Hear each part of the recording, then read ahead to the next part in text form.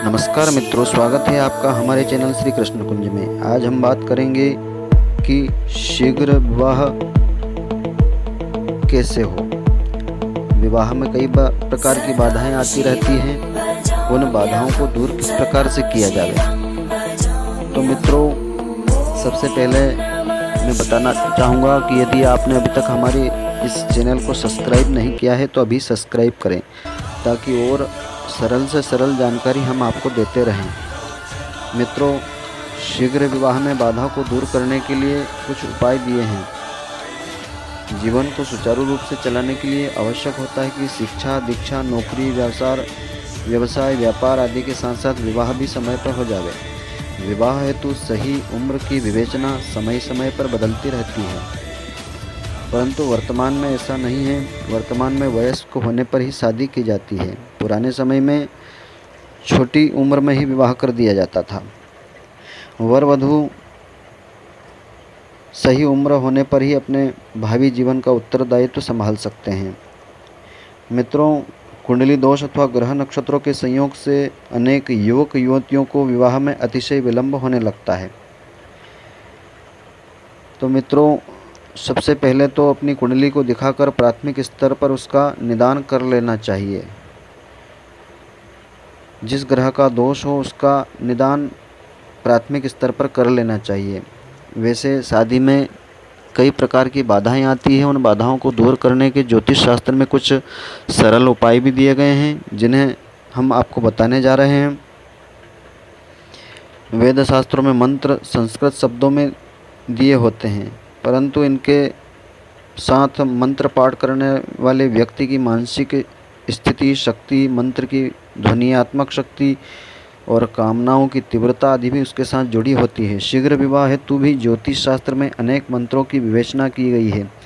यदि इन मंत्रों के पाठ में मन, प्राण, आत्मा से इनका किया जाए तो यह पूर्ण फल देते ही हैं और शीघ्र विवाह के योग भी प्रबल हो जाते हैं। तो मित्रों, आइए हम अब बात करते हैं कि शीघ्र विवाह के मंत्र वे कौन कौन से हैं, जिससे विवाह में बाधाएं जो आती हैं वे दूर हो जाती हैं। तो एक मंत्र है, श्री दुर्गा सप्तशती में यह मंत्र बताया गया है कि पत्नी मनोरमां देहि मनोवृत्तानुसारिणीं तारिणीं दुर्ग संसार सागर से कुलोद्भवाम्। इस मंत्र का उच्चारण स्नान के बाद 11 बार जाप करने से शीघ्र विवाह होता है और जैसी कामना होती है वैसी ही वधू वर को मिल जाती है। यह उपाय वर को करना चाहिए। अगला उपाय है कि पीतल से बने गणेश जी की छोटी सी मूर्ति बुधवार के दिन लेकर आएं। उन्हें गहरी थाली में बैठा करके पंचामृत से स्नान करवाकर पंचोपचार से उनका पूजन करें। उसके बाद 21 बार ओम गम गणपति नमः मंत्र का जाप करें और जाप करने के बाद उस पंचामृत को एक पीपल के पेड़ में चढ़ा देवें। इससे विवाह में आ रही बाधाएं दूर होने लगेंगी। अगला उपाय है कि भगवान सीताराम अथवा लक्ष्मी नारायण भगवान की मूर्ति अथवा चित्र मंगलवार के दिन अपने घर में ले आएँ और उनका पंचोपचार से पूजन करने के बाद इस मंत्र का जाप करें। ओम सृष्टिकर्ता मम विवाह कुरु कुरु स्वाहा। इस मंत्र का 21 बार जाप करें। ऐसा निरंतर 21 मंगलवार तक करें तो मन चाही वर या कन्या प्राप्त कर सकेंगे और विवाह में आ रही बाधाएं भी दूर हो जाएगी।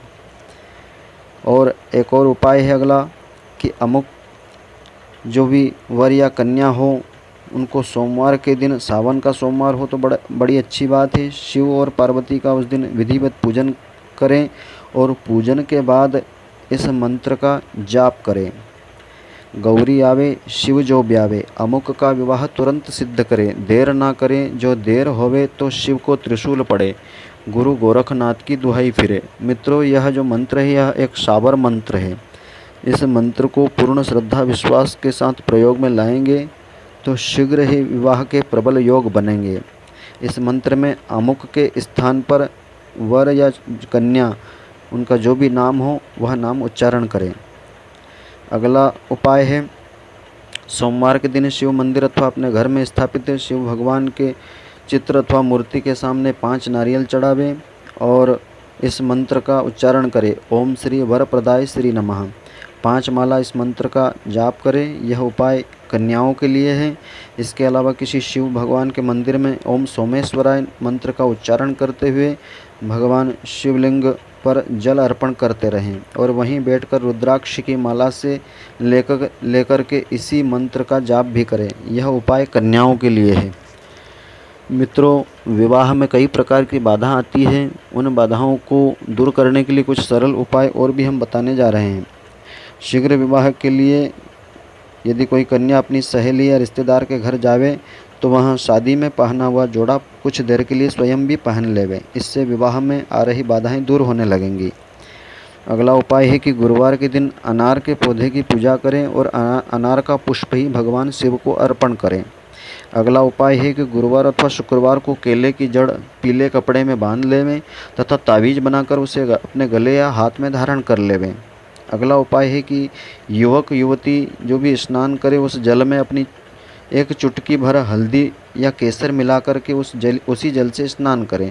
ऐसा करने से विवाह में आ रही बाधाएं दूर होने लगेंगी। अगला उपाय है कि 1200 ग्राम चने की दाल और 1.25 लीटर कच्चा दूध सोमवार के दिन दान करें। ऐसा करने से विवाह में आ रही बाधाएं दूर होने लगेंगी। अगला उपाय है कि विवाह योग्य लड़की या किसी अन्य लड़की के घर पर मेहंदी के अवसर या शादी के अवसर पर जावे तो दुल्हन के हाथ से ही अपने हाथों पर थोड़ी सी मेहंदी लगवा लेवें। इससे विवाह में आ रही बाधाएं दूर होंगी।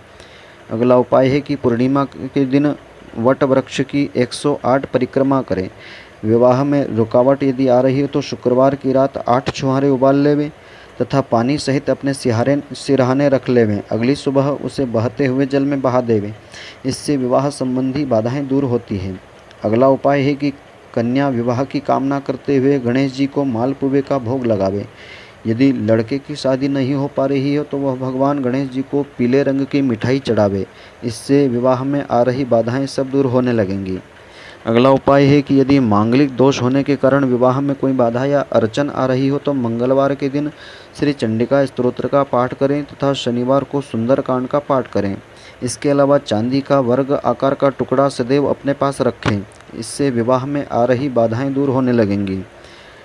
अगला उपाय है कि यदि सूर्य ग्रह के कारण विवाह में देरी हो रही हो तो रिश्ते की बात चलाने के लिए अथवा प्रस्ताव पर चर्चा करने के लिए जाते समय गुड़ खाकर फिर पानी पी लेना चाहिए। उस दिन लड़का या लड़की की मां को गुड़ नहीं खाना चाहिए। इसके अलावा नित्य उगते हुए सूर्य भगवान को अर्घ्य चढ़ाना चाहिए। अर्घ्य इस प्रकार से चढ़ावें कि एक तांबे के लोटे में जल भर लेवें, उसमें कंकु, चावल और लाल फूल रख लेवें और उगते हुए सूर्य भगवान को ओम सूर्याय नमः इस मंत्र का जाप करते हुए जल चढ़ावें। सूर्य दोष होने पर तांबे का वर्ग आकार का टुकड़ा भूमि में दबा देवें तो विवाह में आ रही बाधाएं दूर होने लगेंगी। अगला उपाय यह है कि शनि के कारण विवाह में यदि देरी हो रही हो तो शनिवार के दिन शिवजी को काले तिल चढ़ावें तो विवाह में आ रही बाधाएं दूर होने लगेंगी।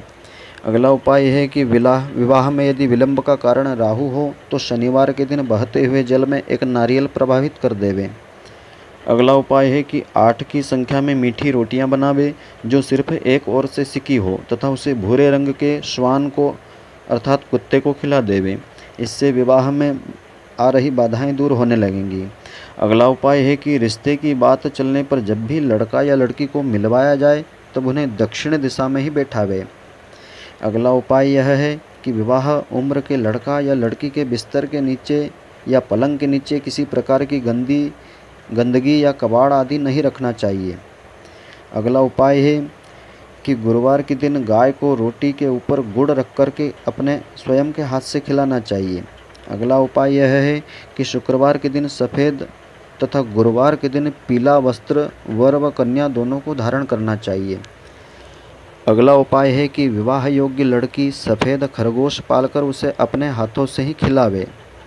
अगला उपाय है कि शुक्ल पक्ष की चतुर्थी तिथि से लेकर 45 दिनों तक इस उपाय को करना चाहिए। इस दिन खीर बनाकर उसमें तुलसी का पत्ता डालें व उगते हुए चंद्रमा को वह अर्पण करना चाहिए और 45 दिनों के बाद किसी एक कन्या को भोजन करवावे। उस कन्या को नए वस्त्र, मेहंदी, फल, दक्षिणा आदि दान करें।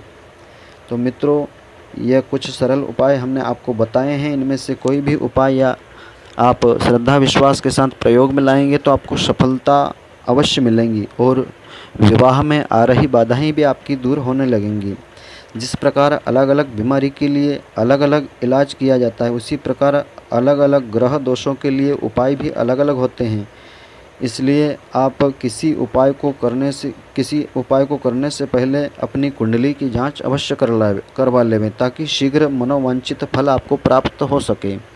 तो मित्रों, आपको यदि हमारी जानकारी सरल लगी हो, अच्छी लगी हो, तो हमारे इस YouTube चैनल को सब्सक्राइब अवश्य करें और हमारे वीडियो को शेयर करें, लाइक करें और कमेंट्स बॉक्स में कमेंट्स भी अवश्य करें। धन्यवाद।